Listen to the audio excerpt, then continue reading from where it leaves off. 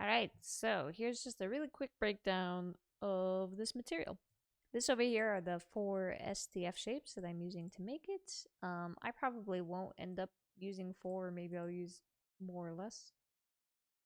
But to go into it really basically, I take a UV, I'm offsetting it a little bit, then I take it and I rotate it and I'm making a mask up here. The mask I'm making up here is just basically going to make this angled mask. So this is what's making that mask right there.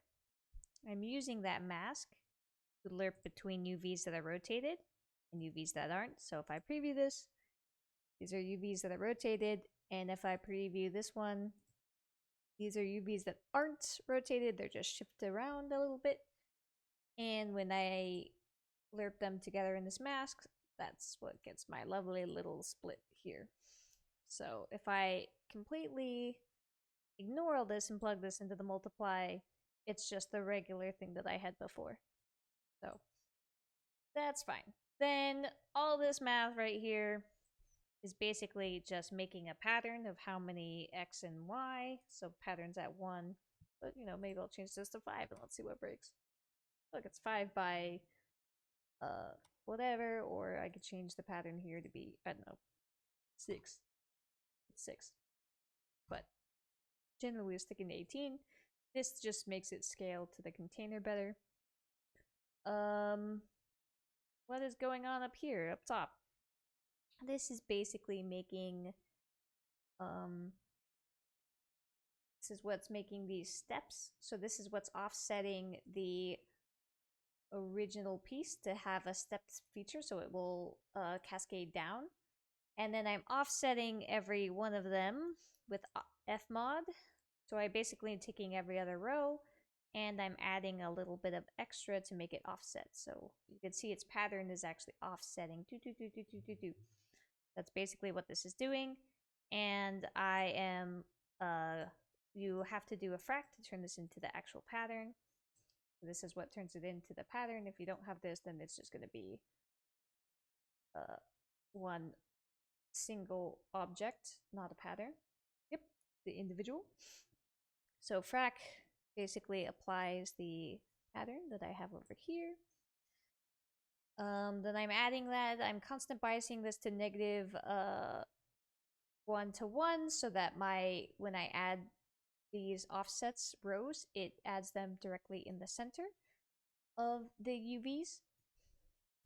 Then down here, this is just handling how all of this stuff animates and opens and closes. It's animating, I'm adding, basically I'm scaling it to my widget container so that it'll scale gracefully with this. So that's what that multiply is doing here when I do all these offsets and times. And I'm basically multiplying time by random. I create random up top somewhere, and then I have this lovely like lerp that essentially will give me different offsets. So this guy moves differently from this one. And the sign is basically just repeats it. If you don't have sign, it'll not show anything because it's endlessly going.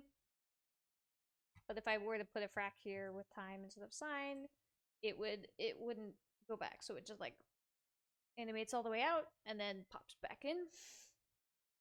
So sign will have it pop in and out, which is not what the gift shows, but whatever.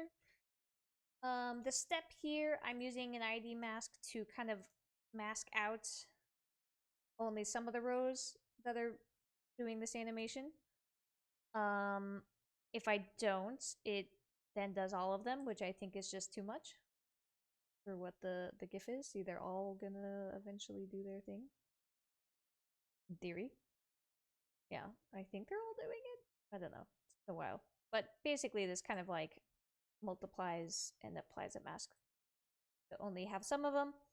And then I'm clamping this value so it can only gap can only go 0.2. If I did 1, it'll like totally animate them all the way to the end. So 0.2 is what my gap is, and then I'm just doing some math.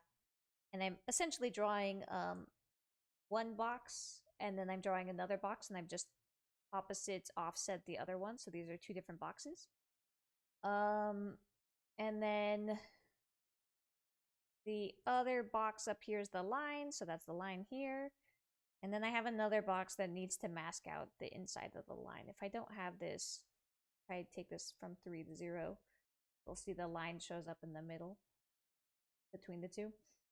I don't love this setup. Maybe I'll have this also mask out and only have one box, and that one box grows. That's how I had it originally, but anyway, that's what I thought about. Another thing up here is you can create random, so my UVs are turned into a floor, which then goes through just things to make it random. And here's some XOR shifts that I use to do produce a random hash. So this produces a bunch of random numbers in here that then I use for the time down here. So I multiply time by random, where I'm subtracting time by random, and then that makes them randomly open and close.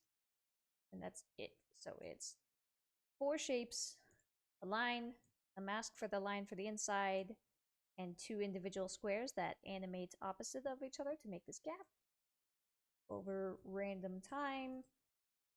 And I have a mask that will then mask out this rotational line. And I have a bunch of math here that basically will scale the UVs, so when it's, in theory, it will scale pretty nice in the widget, although not everything will scale because it's a bit of an odd duck, but it mostly scales. The rotation is kind of the weird bit, but mostly fine. So that's generally how it's working so far. That's it.